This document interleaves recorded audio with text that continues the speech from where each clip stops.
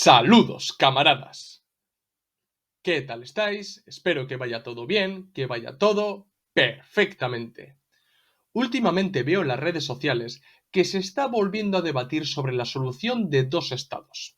Aquellos que defienden la solución de dos estados presentan esta propuesta como la solución más viable, pragmática y pacífica para la cuestión palestina.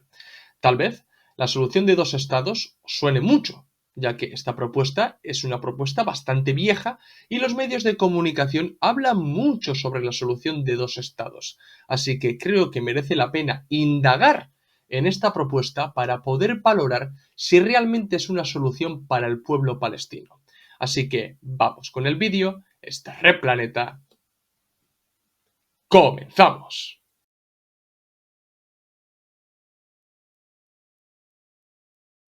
En realidad, la solución de dos estados es una de las propuestas más viejas para darle una solución a la cuestión palestina. El génesis de esta propuesta viene del carácter bipolar e hipócrita de los británicos a la hora de colonizar los territorios otomanos del Levante. Se debe tener en cuenta que mucho antes de que Theodor Herzl y la Organización Sionista Mundial irrumpieran en el panorama internacional, los británicos ya valoraron usar a los judíos como caballo de Troya para arrebatar los territorios otomanos del Levante. Además, tened en cuenta que a principios del siglo pasado el Imperio Otomano era considerado como el hombre enfermo y los británicos estaban al acecho para poder hacerse con los territorios otomanos del Levante y de esta manera conectar sus colonias en Asia con el Mediterráneo. La Primera Guerra Mundial no hizo otra cosa que demostrar la decadencia del Imperio Otomano, ya que estaba en las últimas, y los británicos empezaron a jugar a tres bandas. Por un lado, prometieron a los árabes la independencia y la creación de la Gran Arabia a cambio de que los árabes ayudaran a los británicos a combatir a los otomanos. Estas conversaciones quedaron recogidas en la correspondencia de Henry McMahon con Sharif Hussein, más conocido como el Jerife de la Meca. Por otro lado, prometieron a los sionistas la creación del hogar nacional judío con la Declaración Balfour. Y por último, pactaron con los franceses dividir Oriente Próximo con el acuerdo de Sykes-Picot. Al término de la Primera Guerra Mundial, el Reino Unido se metió en un embrollo porque salió ganador, pero había hecho demasiadas promesas.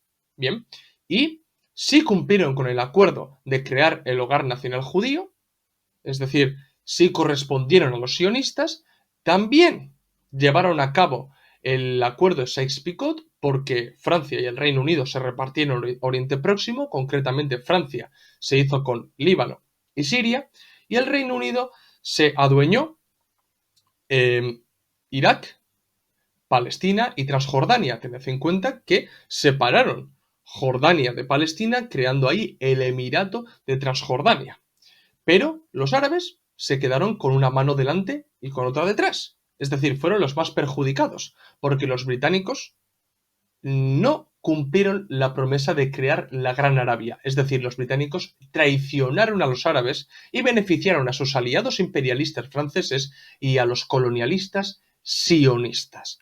Bien, y además, no solo eso, porque al final de la Primera Guerra Mundial tenían dos misiones que cumplir para hacerse con Palestina. Y esto es la condición que puso la Sociedad de Naciones, la recién creada Sociedad de Naciones. Bien, estas dos misiones eran los siguientes. La Sociedad de Naciones, en el artículo número 22, estableció que el Reino Unido ejercería una especie de tutela sobre Palestina hasta que la nación pudiera valerse por sí misma. Repito, hasta que la nación pudiera valerse por sí misma. ¿Qué quiero decir con esto? Que el mandato británico de Palestina tenía carácter temporal y su objetivo era crear un futuro Estado palestino. Y si no, leer el artículo número 22 de la Sociedad de Naciones, que ahí se especifica realmente cuál es la naturaleza del mandato británico de Palestina y cuál era la misión máxima que debía cumplir el Reino Unido tutelando a Palestina. Y por otro lado, en la conferencia de San Remo de 1920 se obligó a los británicos a cumplir la promesa de crear un hogar nacional judío. ¿Bien? Es decir, que cumpliera la promesa que ya hizo a los sionistas en 1917. Ahora bien, la creación del hogar nacional judío se haría con la siguiente condición, y lo leo directamente: quedando claramente entendido que no se hará nada que pueda perjudicar los derechos civiles y religiosos de las comunidades no judías existentes en Palestina, ni los derechos y el estatuto político de que gozan los judíos en cualquier otro país. ¿Cumplieron con esto los británicos? No. ¿Y los sionistas? Tampoco, porque precisamente el sionismo internacional perjudicó los derechos civiles y religiosos de los palestinos autóctonos, ya fueran musulmanes o cristianos, y también trastocó los derechos y el estatuto político de los judíos de cualquier otro país, porque al fomentar la inmigración y al dar el sionismo como la única solución para la judería internacional, acababa sacando a los judíos de sus respectivas patrias para llevarlos a Palestina y crear allí el Estado judío. Es decir, la misión sionista no solamente vulneró el artículo número 22 de la Sociedad de Naciones, sino que también violó la resolución de la Conferencia de San Remo de 1920, que obligaba al Reino Unido a crear el Hogar Nacional Judío. Pero es que ese Hogar Nacional Judío, en su origen, no era la creación de un Estado, simplemente un Hogar Nacional Judío en el que los judíos pudieran estar a salvo, bajo la tutela británica, y en convivencia, lógicamente, con los palestinos. Pero eso ya, convertir ese hogar nacional judío en un Estado, ya fue poco a poco gracias a las políticas prosionistas de los anglo-estadounidenses. ¿Qué quiero decir con todo esto? Desde el final de la Primera Guerra Mundial se generó una dualidad entre el artículo número 22 de la Sociedad de Naciones y la resolución de la Conferencia de San Remo, que pronto se convertiría en una contradicción antagónica porque difícilmente se pueden conciliar los intereses nacionales de los palestinos y el de los colonos sionistas. Y efectivamente, el desarrollo del mandato británico de Palestina no hizo otra cosa que demostrar el carácter antagónico de esta contradicción. Y los británicos se dieron cuenta de esto y ya empezaron a valorar la solución de crear dos estados. La primera propuesta de crear dos estados vino con la Comisión Pale de entre 1936 y 1937, y luego la Comisión Woodhead concretó un poco más cómo se podrían crear esos dos estados. Y finalmente, el plan para la partición de Palestina propuesta por la ONU en 1947 fue la que tuvo la intención final de crear dos estados.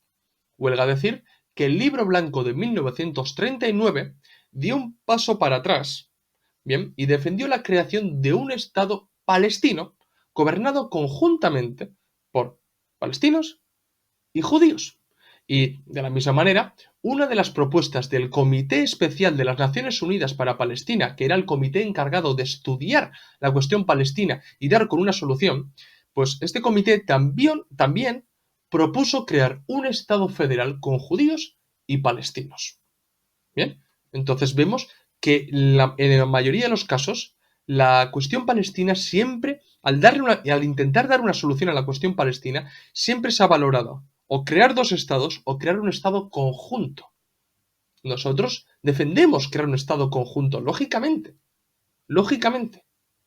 porque a la nación palestina, que es la nación original, y a mí que no me vengáis con, no, es que existió el reino de Israel, el reino de Judá, hablar de naciones en aquellos tiempos es un anacronismo total, no tiene ningún sentido. Y además, otra cosa voy a decir, que los israelíes de hoy no son descendientes de aquellos israelitas y judaítas. ¿Que existieron los israelitas y judaítas? Sí, claro que existieron. Pero ¿quiénes son los descendientes semitas de aquellos? Los palestinos. Son los palestinos y no los colonizadores y los colonos europeos que fueron en el siglo XX. Eso no tiene absolutamente nada que ver y no son semitas. Entonces, es realmente la nación palestina lo que existe, y a esta nación palestina se le negó el derecho a corresponderle con un Estado. Entonces, ¿qué es lo que pasó? Como bien sabréis, la ONU votó a favor del plan para la partición de Palestina, pero es que este plan era sumamente injusto para los palestinos, porque aparte de que en Palestina vivían 1.300.000 palestinos y 630.000 colonos judíos, a los últimos se les entregaba el 56% del antiguo mandato.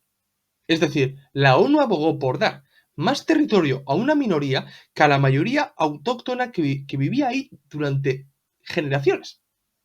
Eso era sumamente injusto, pero es que además el plan para la partición de Palestina suponía la negación del artículo número 22 de la Sociedad de Naciones que ya he mencionado anteriormente, y además hay que tener en cuenta que este artículo fue lo que propició la creación del mandato británico de Palestina. Es decir, violar el artículo número 22 de la Sociedad de Naciones significaba que el mandato británico de Palestina no había servido absolutamente para nada.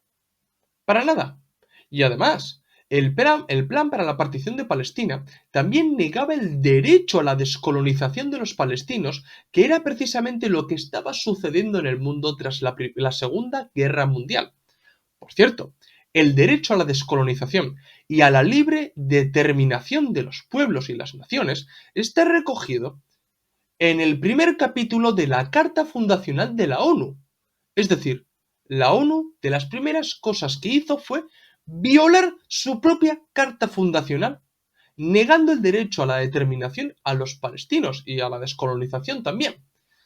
Es por esto mismo que la Liga Árabe y el pueblo palestino rechazaron el plan para la partición. Pero es que, ¿cómo iban a aceptar un plan que les negaba el derecho a la descolonización? Y no solo eso, sino que además le daban la mayoría del territorio a los colonos judíos. Es que era un premio para los colonos y una auténtica maldición para los palestinos. ¿Cómo iban a votar a favor de eso? ¿Cómo iban a votar a favor de eso? El siguiente intento de crear algo parecido a un Estado palestino fueron los acuerdos de Oslo de 1993. Y existe un gran mito respecto a los acuerdos de Oslo. Y es que estos acuerdos no fueron un verdadero proceso de paz y tampoco tenía la intención de crear un verdadero Estado palestino. Para nada. La intención era crear un autogobierno interino palestino que hoy es la Autoridad Nacional Palestina, que recibió el control de Cisjordania, sobre todo de la parte A y parcialmente de la parte B, y de Gaza. Hoy de Gaza lo ha perdido, pero simplemente recibió el poder de ejercer su autoridad en esas regiones de Palestina, no en toda Palestina. ¿Bien? Y además, esa autoridad, la Autoridad Nacional Palestina, que se creó a raíz de los acuerdos de Oslo en 1993, solamente recibía ciertas competencias educativas, municipales y de seguridad, pero no de política exterior o de economía política. Para nada. Además, la Autoridad Nacional Palestina se encargó en todo momento de mantener el orden dentro de Palestina. ¿Qué significa eso? Que imperara la ley internacional, que no es otra cosa que la aceptación de la partición, que históricamente en Palestina se ha rechazado, y legitimar el Estado de Israel, que también ha sido rechazado por la gran mayoría del pueblo palestino. Para eso se creó la Autoridad Nacional Palestina. Y por eso mismo decimos que la Autoridad Nacional Palestina es un ente colaboracionista. Es un ente cipayo. No es otra cosa más que eso. Bien. Y, además, hay que tener en cuenta que los acuerdos de Oslo también suponían una traición al pueblo palestino, porque se sostenía sobre la base de aceptar la partición que se hizo en el 47 y la negación del derecho de retorno de los palestinos, que ese derecho está recogido incluso por la ley internacional. Es un derecho inalienable de los palestinos. Pues los acuerdos de Oslo, aceptarlos, suponía violar todos estos derechos del pueblo palestino. Entonces, ¿cómo pueden los palestinos aceptar los acuerdos de Oslo? Claro, los sionistas se ríen con todo esto. Dicen, ¿ves? Nosotros dimos varias propuestas para la paz a los palestinos y las rechazaron. ¿Pero qué propuestas? Para los sionistas negociar no es otra cosa que imponer su voluntad. Y cuando no se salen con la suya, lloran. Y cuando se salen con la suya, se ríen de los palestinos. Esa es la verdadera cara de los sionistas. Y también otra cuestión que nos debe hacer pensar es quiénes defienden hoy la solución de dos estados. Bien, vamos a partir del hecho de que Netanyahu ya ha dejado muy claro que no está a favor de la solución de dos estados. Entonces es imposible aplicar la solución de dos estados. Vamos a partir desde ahí. Pero si indagamos un poco más, veremos que hay políticos muy importantes que defienden la solución de dos estados. Por ejemplo, el secretario general de la ONU, Antonio Guterres, que ha tenido sus más y sus menos con el gobierno de Israel y con Netanyahu, pues defiende la solución de dos estados. Pero, a pesar de que Guterres ha sido declarado persona non grata por Israel, no ha llevado ninguna verdadera acción en contra de Israel por atacar, por ejemplo, a las tropas de mantenimiento de la paz en el Líbano, o por estar constantemente acusando a la UNRWA de colaborar con la resistencia palestina, o por haberlos llamado directamente terroristas, o por bombardear distintas sedes de la UNRWA en Gaza. No ha movido un solo dedo, Guterres. Sí, ha criticado, pero ¿qué? ¿Qué medida habéis tomado realmente para detenerle los pies a Netanyahu y a Israel? Es decir, al Estado Mayor. Nada. Entonces vemos que sí, Guterres puede defender lo que le dé absolutamente la gana. Puede defender la solución de dos estados, pero no tiene la maniobrabilidad política real para implantar dicha solución. Joe Biden también defiende la solución de dos estados. Y esto es bastante cómico, porque el apoyo a Israel dentro de Estados Unidos es una política de Estado. Transciende a los partidos existentes en Estados Unidos. Transciende al bipartidismo existente en Estados Unidos. Y además, viendo efectivamente el apoyo férreo que brinda Estados Unidos a Israel, ¿cómo va a implantar realmente Estados Unidos la solución de dos estados? No lo pudo hacer, ni lo hará. Pedro Sánchez también defiende la solución de dos estados y es tal vez el político occidental que más ha insistido en la solución de dos estados. Eso es verdad. En España siempre se ha tenido una sensibilidad pro-palestina, digámoslo de alguna manera. Pero ojo, cuidado, porque el PP también defiende la solución de dos estados. Bien, es bastante diferente. Aquí el sionismo sí existe, pero no ha calado tanto como puede ser en el mundo anglo-estadounidense, que allí ya es muy fuerte la influencia que ejerce. Aquí sí, también, pero no es tan fuerte la influencia, la presión que ejerce el sionismo en España. Pero sí, Pedro Sánchez lo puede defender, pero él no dice cómo se va a aplicar la solución de dos estados y lo más importante, ¿dónde? ¿En qué territorios, señor Sánchez? ¿Dónde vas a defender aplicar la solución de dos estados? La mayoría de la gente que defiende la solución de dos estados no te puede decir dónde lo van a aplicar porque saben que en el fondo saben que es fantasía. Te pueden decir, no, regresar a las fronteras de 1967. ¿Y qué se va a hacer con todos los asentamientos que existen en Cisjordania? A ver quién va a ser el guapo que le va a obligar a Israel a desmantelar todos esos asentamientos que los ha creado ilegalmente y nadie les ha parado los pies, ¿eh? Nadie. Y también tengo que decir que el Partido Comunista de Israel, el Maki, también defiende la solución de dos estados.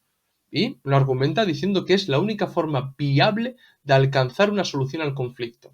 Algunos comunistas se agarran a este clavo ardiendo para decir, ¿ves? Hay comunistas en Israel que defienden la solución de dos estados.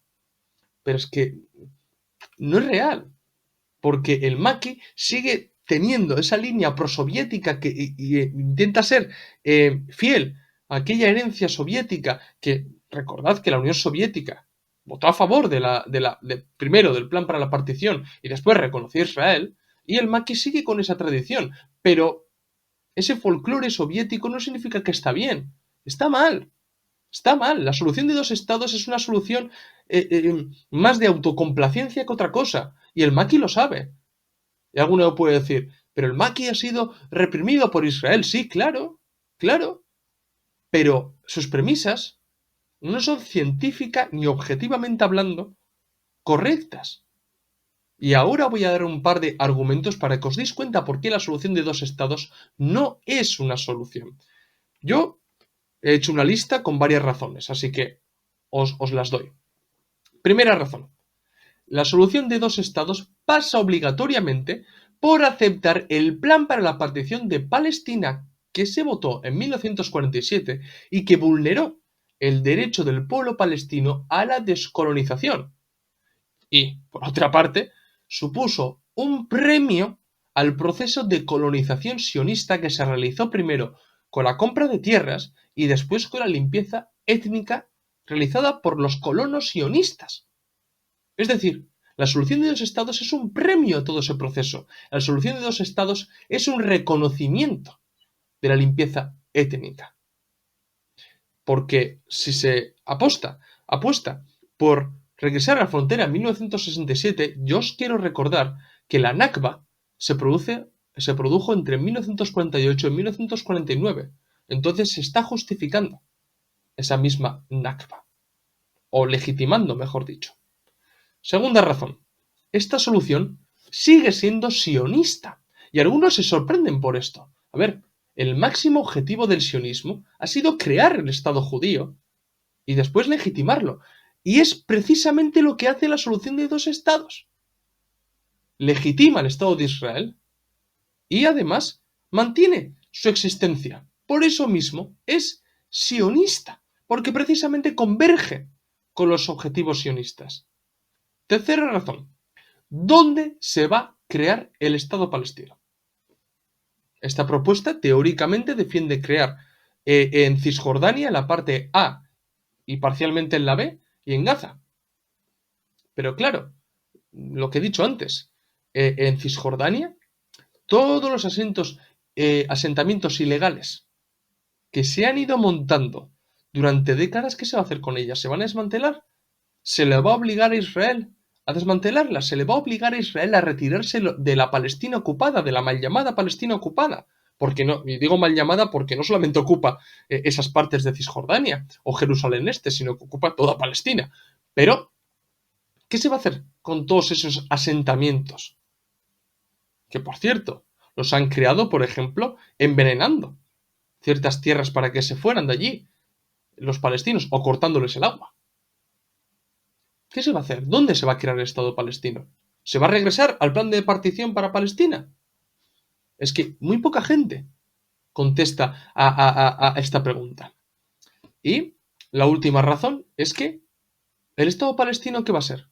La Autoridad Nacional Palestina. Es decir, la solución de dos estados premia a la Autoridad Nacional Palestina por haber desempeñado una labor colaboracionista para con Israel, porque ha estado reprimiendo a los combatientes de la resistencia palestina. Es decir, la solución de dos estados es puramente occidental e imperialista, porque aparta, deja de lado a las distintas organizaciones que se encuentran hoy combatiendo dentro de la resistencia palestina, porque se acaba premiando a la Autoridad Nacional Palestina, se la acaba erigiendo en verdadero gobierno. Y la Autoridad Nacional Palestina lo único que debe hacer es desaparecer, porque no tiene ninguna legitimidad ante el pueblo palestino. Por eso mismo la solución de dos estados supone ahogar la lucha del pueblo palestino. Entonces, estas son algunas de las preguntas y razones más importantes para valorar la viabilidad de la solución de dos estados. Por eso mismo, suena más como una especie de autocomplacencia más que una verdadera solución. Porque el mayor problema de la solución de dos estados es que no tiene en cuenta la verdadera naturaleza del sionismo y de su proyecto colonialista, porque su plan no se basa en quedarse donde está, no se basa simplemente en existir, sino en expandirse, en convertirse en una gran potencia imperialista en la región. Y esto se ve cuando históricamente Israel, o el gobierno israelí, defiende la política de fronteras no fijas. ¿Qué significa esto? Que Israel se expandirá tanto como sus fuerzas militares lo permitan. Entonces, sabiendo esto, ¿cómo se puede apostar por la solución de dos estados? Porque la naturaleza misma del sionismo lo impide. Lo impide. Y ya he visto alguno que otro que defiende que no, hay que crear un Israel sin sionismo. Un Israel sin sionismo ya no es Israel. Ya no es Israel. Porque le estás quitando el alma a ese Estado. Y es un absurdo en realidad. Para eso se crea realmente el verdadero Estado-nación, que es el Estado palestino, en el que convivan los musulmanes, los cristianos y los judíos, y gobiernen conjuntamente con sus partidos políticos y demás. Pero el Estado de Israel no tiene legitimidad, es un proyecto colonial. Es un ente extraño que está en Oriente Próximo, porque realmente la existencia de ese Estado, que es una anomalía, genera inestabilidad en la región y puede llevar a un terremoto político tremendo, y no solamente en Oriente Próximo, sino internacionalmente hablando. Y hasta ahora, para que veáis que no es viable aplicar la solución de dos estados, no se le ha parado los pies a Israel y se le ha permitido incluso invadir un país soberano como es el Líbano. ¿Cómo se le va a parar los pies a Israel? ¿Cómo se va a abogar por la solución de dos estados? ¿Cómo se le va a hacer ceder al gobierno israelí para que cree un estado palestino? Es utópico. Es utópico realmente. Y se debe tener en cuenta que cuando hablamos de la cuestión palestina estamos hablando de un proceso de descolonización y de liberación nacional. Aquí no valen las medias tintas. No se debe legitimar el colonialismo. Apostar por la solución de dos estados supone ahogar los esfuerzos de la resistencia palestina. Pero es que tampoco es una solución pacífica. Pensarlo bien. Si se crearan dos estados, la contradicción entre el sionismo y los palestinos se elevaría a un plano superior.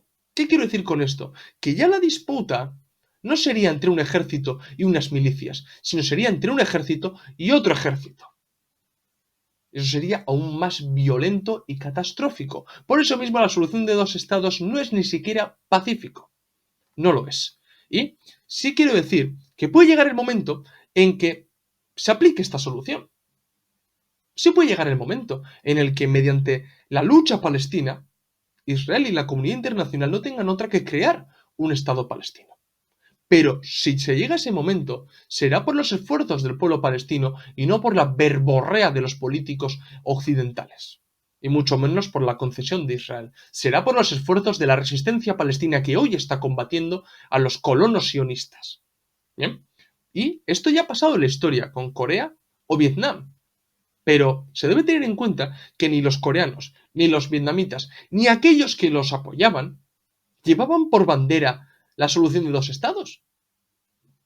O sea, los comunistas vietnamitas o coreanos no tenían en su programa vamos a crear dos estados, no.